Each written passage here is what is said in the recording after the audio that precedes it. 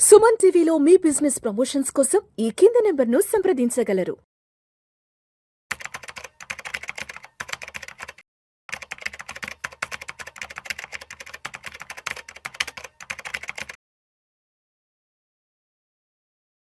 ప్రేక్షకులకి మీ రామచంద్రమూర్తి నమస్కారాలు. ఇవాళ ఐడిఎఫ్సి ఫస్ట్ బ్యాంక్కి సంబంధించి ఒక బ్యాడ్ న్యూస్ ఒకటి హల్చల్ చేస్తుంది.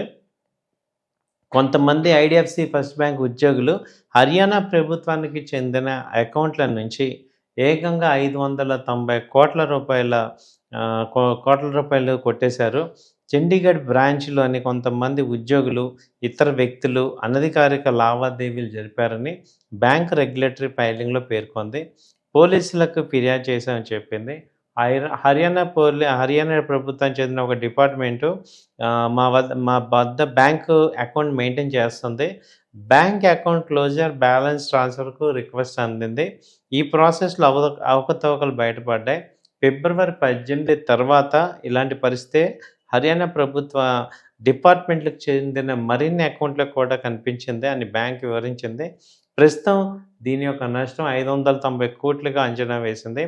పూర్తి రివ్యూ తర్వాత తుది మొత్తం మారచ్చు. 4 ఉద్యోగులను అయితే సస్పెండ్ చేశాం. రికవరీ కోసం ఇతర బ్యాంకులకి రీకాల్ రిక్వెస్ట్ పంపిస్తామని చెప్పింది. ఏదేమైనా ఈ ఉద్యోగులు ఇలా హర్యానా బ్యాంకు ప్రభుత్వ ఖాతా నుంచి 590 కోట్ల రూపాయలు ఇది ఖాతా నుంచి గోల్మాల్ చేయటం అనేది ఒక పెద్ద shocking news. IDFC first bank ఇప్పుడు దాదాపు 10% దాకా ఫాల్ అయింది.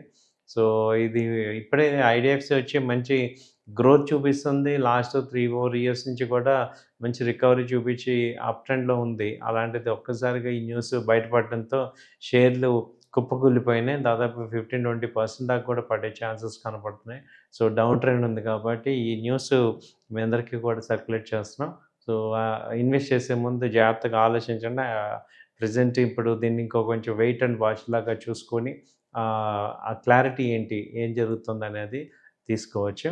ఇదే భాగంగా ఇప్పుడు ఏయూ స్మాల్ ఫైనాన్స్ బ్యాంక్ కూడా దీనివల్ల దీనికి కూడా ఎఫెక్ట్ జరిగింది. అంటే దాని షేర్స్ కూడా దాదాపు 1030 నుంచి ఇప్పుడు 950, 960 దాకా వచ్చి క్లోజ్ అయింది. 965, 970 దగ్గర దాదాపు 60 పాయింట్లు కూడా ఈ bank AU small finance bank కూడా దెబ్బతింది. కాకపోతే ఎందుకంటే ఈ హర్యానా ప్రభుత్వం ఇప్పుడు కంప్లీట్గా ఈ స్మాల్ ఫైనాన్స్ బ్యాంక్స్ అన్నిటికీ కూడా ఈ ఇన్వెస్ట్మెంట్ ప్రజెంట్ చేయొద్దు అని చెప్పడం వల్ల ఈ లావాదేవీలన్నీ ఆగటం వల్ల ఈ బ్యాంకు కూడా కొంత ఎఫెక్ట్ జరిగింది. సో కాబట్టి ఈ ఆల్ పిఎస్సి బ్యాంక్స్కి కొంత డిఫరెన్స్ అయ్యే ఛాన్సెస్ కనపడుతున్నాయి. కాబట్టి ఒకసారి ఇన్వెస్ట్ చేసే ముందు కొంచెం జాగ్రత్త తీసుకోవాల్సిందిగా కోరుచున్నాం. థ్యాంక్ యూ అండి. నమస్తే.